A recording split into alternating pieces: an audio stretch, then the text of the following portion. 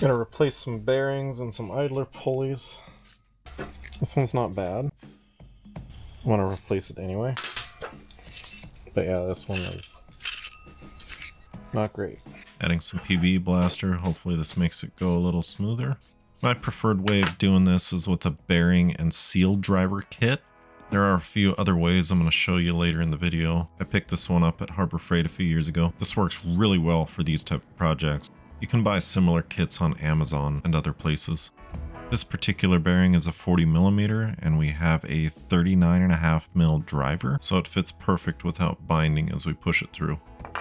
I have noticed some pulleys have a lip on the backside and you're not able to push on the bearing race, the outer race. I didn't have that issue here. I didn't have a lip, so I was able to just push it right through. So keep an eye out for that. Also, plastic pulleys. This type of method would probably end up damaging a plastic pulley.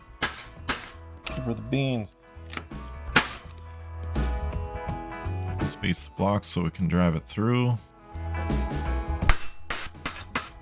And there we go.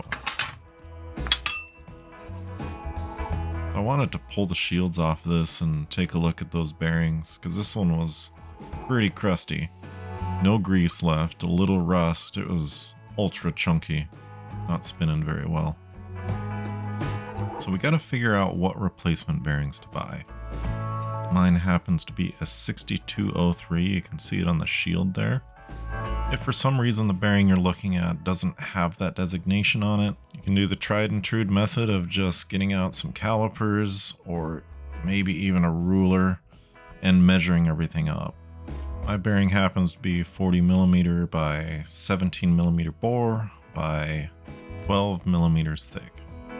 These measurements are most likely going to be metric. So the first question may be, why am I even replacing the bearing when I can go out and buy a brand new pulley? Well, to buy it at a local auto parts store is 30 bucks.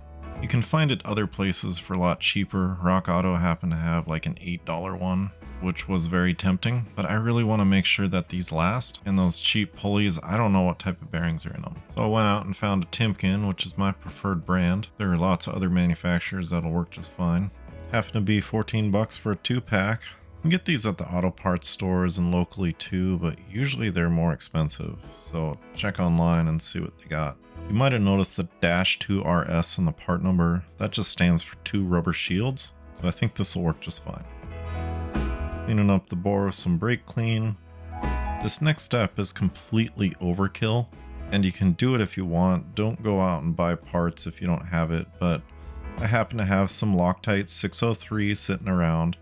This stuff is supposed to be used in an interference fit, just like what I'm doing here, this bearing installation. Again, overkill. Don't go out and buy this if you don't already have it. That'll do ya. Doing my best to get it kind of centered up. And send it home. I'm trying to drive it as flat as possible here. And if it gets canted to one side, kind of hammer on one side, get it going in the right direction and hammer away until we get to the right depth, and should be good. Just referencing the other one and making sure we get the right depth. Looks like we got a tiny bit to go, so a little more hammering. And I think that looks good. So starting on the other pulley, I'm going to do this one a little different because not everyone's going to have a driver kit like that. But I also have some sockets that should fit. So I went and found an 1 1/16 impact rated socket. It seemed to fit just fine.